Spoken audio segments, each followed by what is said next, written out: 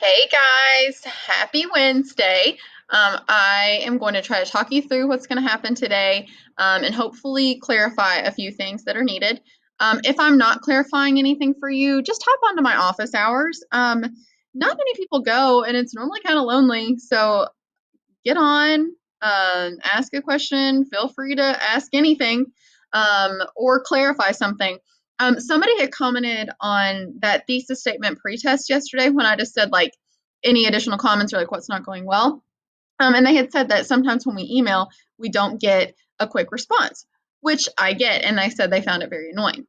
This is a great way to combat that. So if you're wanting just a quick response, just get on, get off. I've had many people today join, and that definitely seemed to help.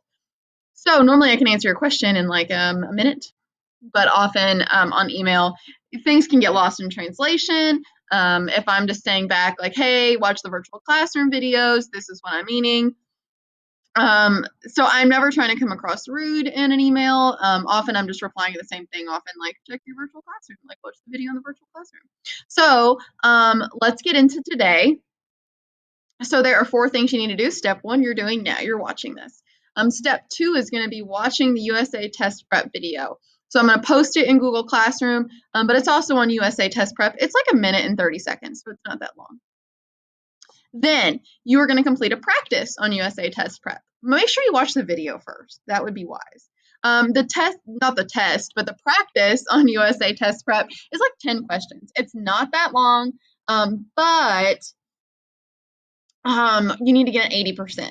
And you can retake it as many times as you need to. So just go through it, try to learn that content, but watch this first because I think this will help clarify a few things.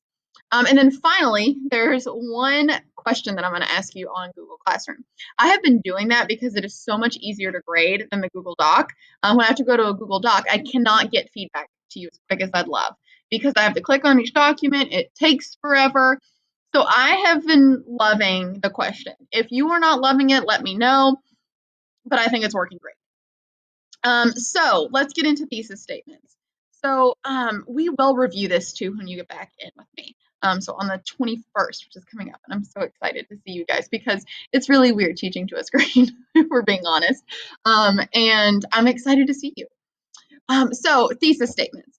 We went over yesterday, a thesis statement is the question to the, or the answer to the question, and it's the main idea. So if my question should vote, then I need to answer that. But I don't want to answer it with yes or no. And I don't want to say, I think that. So I could just say 16-year-olds should be able to vote because of this, this, and this. Or I could flip that and say 16-year-olds should not be able to vote because of this, this, and this. I always want to give 3 reasons. Some of you had said, hey, can you tell me like what to write down or what to study? And this would be one of those great things is when you answer the question, restate it.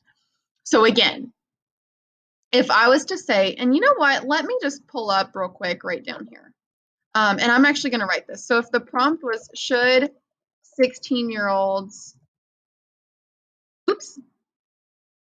16-year-olds be able to vote, then I would flip that and just say 16-year-olds should be able or should not, whichever one that is. I'm going to make that smaller so you can see it. There we go. So 16-year-olds should be able or should not be able to vote because, and then I give my 3 reasons. So I feel like often your first instinct is to say, I think 16-year-olds should be able to vote, or yes, 16-year-olds should be able to vote. But we sound so much more intellectual when we don't use those words, when we answer with should or should not, or we just inform them. So this is kind of, if you're a math brain, which I am not, but if you are, this is kind of like an equation. So when I'm making my thesis, I need to restate my topic, just like I just did. So if the question should 16-year-olds be able to vote, I restate it and say 16-year-olds should or should not be able to vote. So I have literally taken the question and I have put it into my thesis. So then I'm going to put my topic, my position. So I'm either going to say should or should not. Now, if I'm in an informative piece, I would have said something like, explain why 16-year-olds can vote.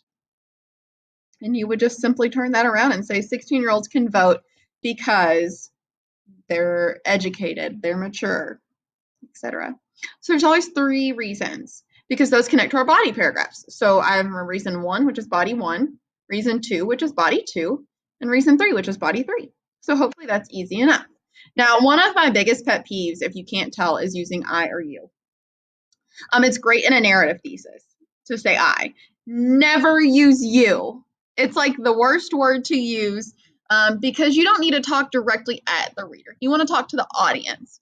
And even though that's kind of the same, there's more than just me reading it. So you have the whole, like if I'm talking to 16-year-olds, it's not just one 16-year-old, it's all of them.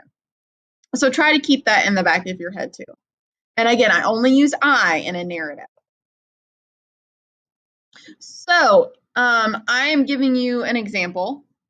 So if you wanted to pause this and like screenshot this or whatever would help, this is a great example for you. Maybe take a picture of it on your cell phone.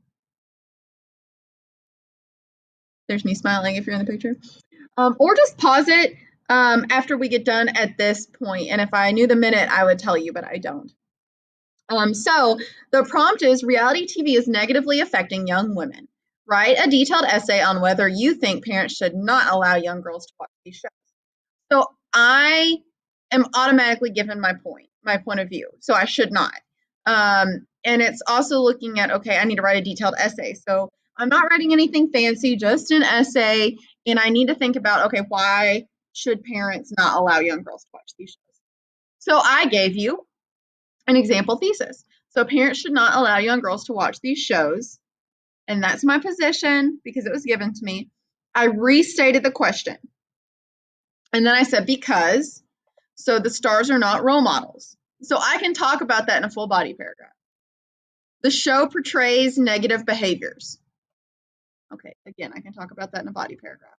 And young children are impressionable. So what you can see with all 3 of those is that they're not opinions. I didn't say because reality shows are trashy, because every reality star is a hot mess express. So I am providing actual facts versus opinions. So today when you do yours, you want to try the same.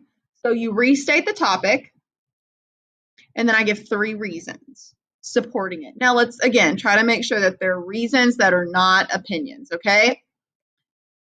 So here's your prompt. So yesterday, a young man was bullied due to embarrassing pictures posted by someone else on Instagram. There's a petition to get the social media site shut down. What do you think? Should Instagram be shut down? So you're going to create a thesis statement for this, and this is what you will respond to on the question. So on the question on Google Classroom today, you need to create a thesis for this prompt. Should Instagram be shut down? So again, I need to reword it somehow, so I need to restate it. So Instagram should be shut down or Instagram should not be shut down, and provide 3 reasons. You can reword that in any way that you think sounds more interesting, but you always want to rephrase that question somehow in your thesis statement. Also, this is a great prompt to do right now because yesterday, I know on Facebook Live, well, this would be, I think it was either on Monday or Sunday or Monday, on Facebook Live and TikTok, there was a pretty intense thing I think that happened, and I think it got shut down. But anyway, it's a great thought because TikTok has always talked about getting shut down. So should it, should these social media sites be shut down? Is it going to help protect people or not? If you need to use the internet, Google, let it help you. But I'm looking for a thesis statement with 3 reasons. So that's really all you have to do today. So to recap, guys, you are looking at doing this video. You've already done that. You're going to go watch the USA test prep video. You're going to do the USA practice, and then you're going to answer my Google Class question. So if you need to write those 3 things down to do, feel free. Otherwise, I will see you on Thursday And then Friday we have map testing, so you won't have anything assigned then. So if you have any questions, please reach out to me, or just hop on to my Google Classroom or Google Meet to say hi. But again, I look forward to seeing you guys super soon, and I hope you had a really good long weekend. But yeah, if you have any questions, just ask. If not, I will see you on Thursday. Bye, guys.